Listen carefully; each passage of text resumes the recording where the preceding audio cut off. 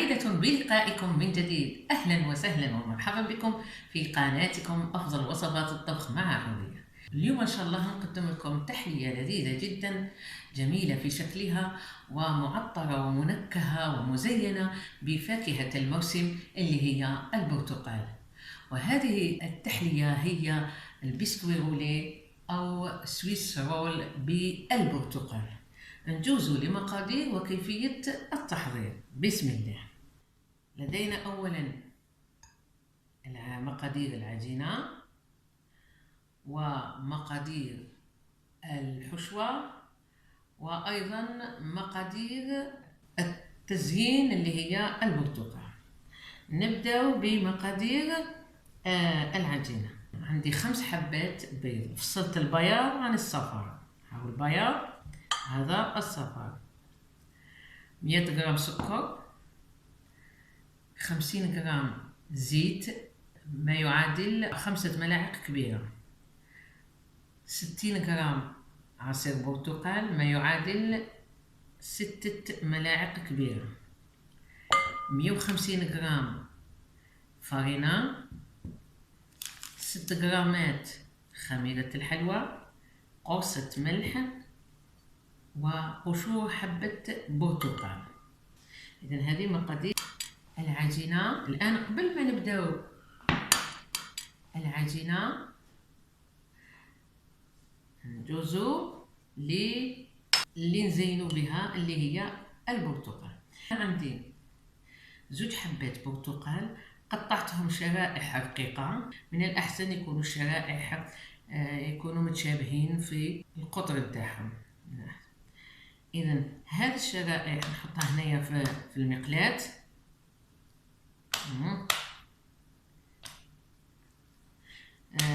هنايا لازم تكون عندنا 12 شريحة، ولدينا 4 ملاعق سكر. نوضع هذه الشرائح تاع البرتقال نكراميليزوها فوق النار حتى تنشف من الماء اللي فيها.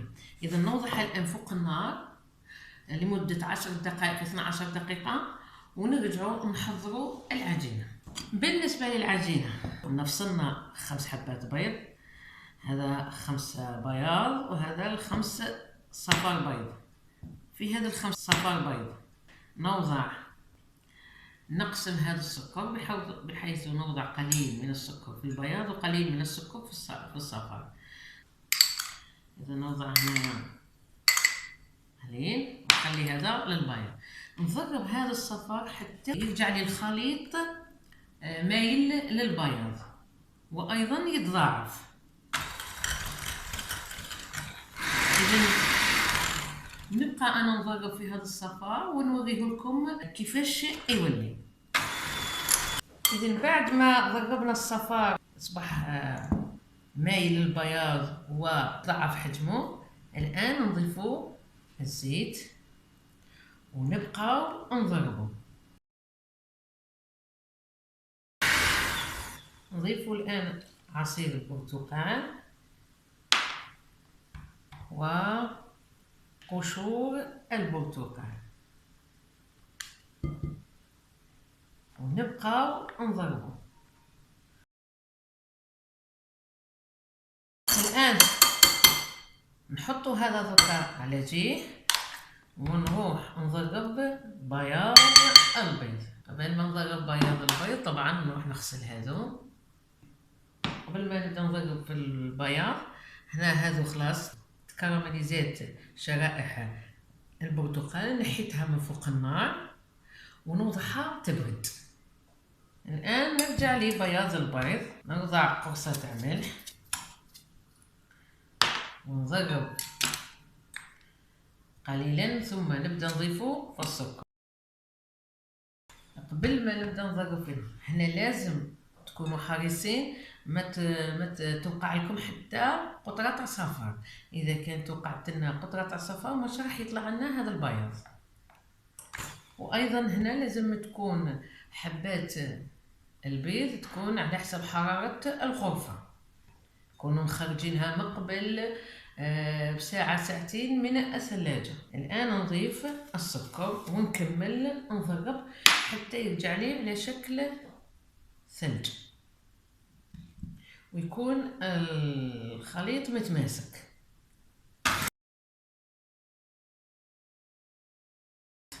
هاوليك بياض البيض خلاص ضربته مليح. اذا كي يولي لي هكذا خلاص نحبسو من الضرب ونرجعو للصفار نتاعنا. نضيف الفرينة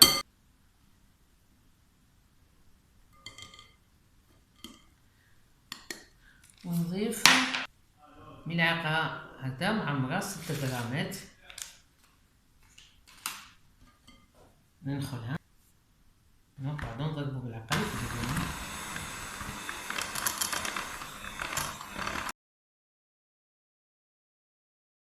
الآن خلاص نحي المضرب الكهربائي ونجيبو المضرب اليدوي ونبداو نضيفو في بياض البيض. نضيفو في الأول قليلا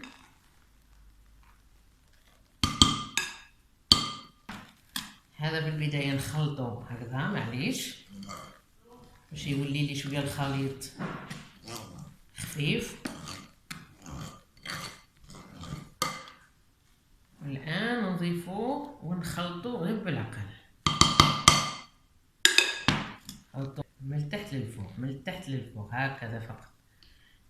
لازم يبقى بياض البيض هكاك من فوق، لازم ما يهبطلناش. نكمل هذا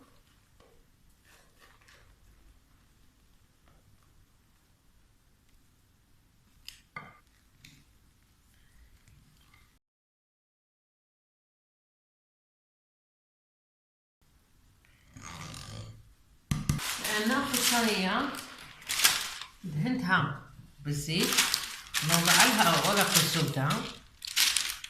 هذه الصينية 38 على 35.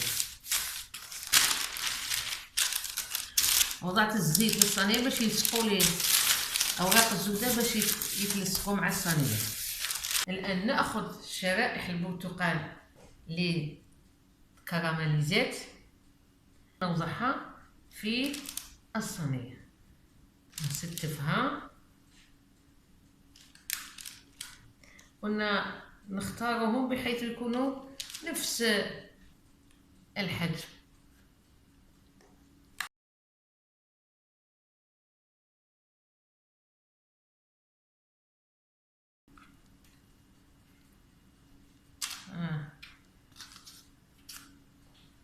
الآن نفرغ خليط الجينواز، لازم نوزعوه بحيث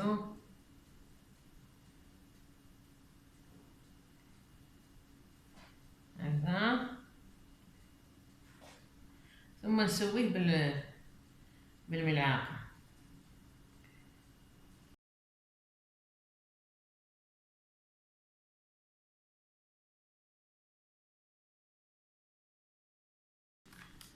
نوزعو مليح،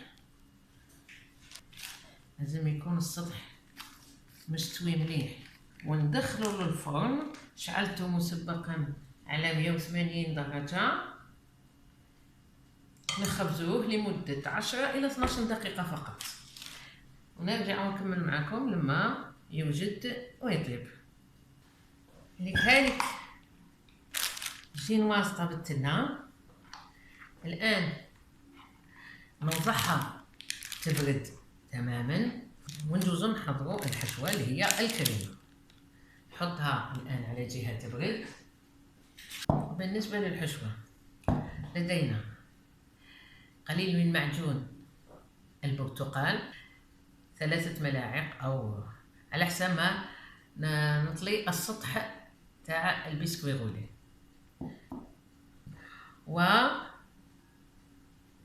والكريمة عندي هنايا هذا الجبن الطازج، هذا غير مملح وغير مسكر. إذا عندي 3 علب من هذا ونصف، أي 300 غرام. وعندي هنايا كريم شانتي غبرة، تقريبا كاس. إذا نوضع هذه نضربها مع كريم شانتي. إذا هذا تسويس أو الجبن الطري، نضربها مع كريم شانتي ونرجع نوريها لكم. يعني هذيك الكريمة بعد ما ضربتها خليها على جهة.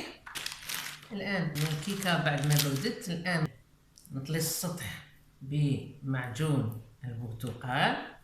إذا كان هذا معجون البرتقال ثقيل كثير نضيفوا له شوية ماء سخون وحركوه باه يمشي لنا بسرعة على سطح الكيكة. الآن نوضع الكريمة وأيضا نوزعها على سطح الكيكة.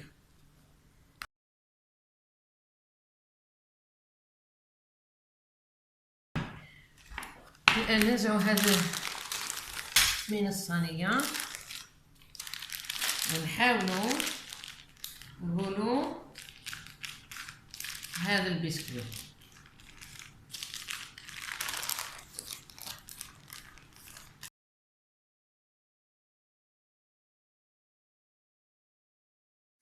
الآن ونخلوه في هذا الورق الزبدة ونوضعوه الآن في الثلاجة.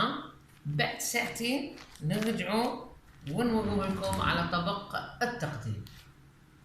الآن خرجنا البسكوي غولي بعد ما خليناه في الثلاجة ساعتين. الآن راح نوضعوه على طبق التقديم. قبل ما نوضعوه على طبق التقديم نحيلو الأطراف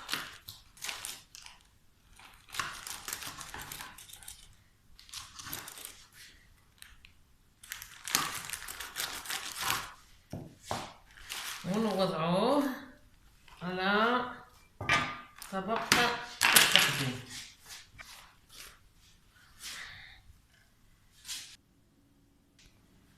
هذه هي التحلية اللي حضرناها اليوم، اللي هي بسكوي غولي بشكل جديد، معطر ومنكه ومزين بالبرتقال.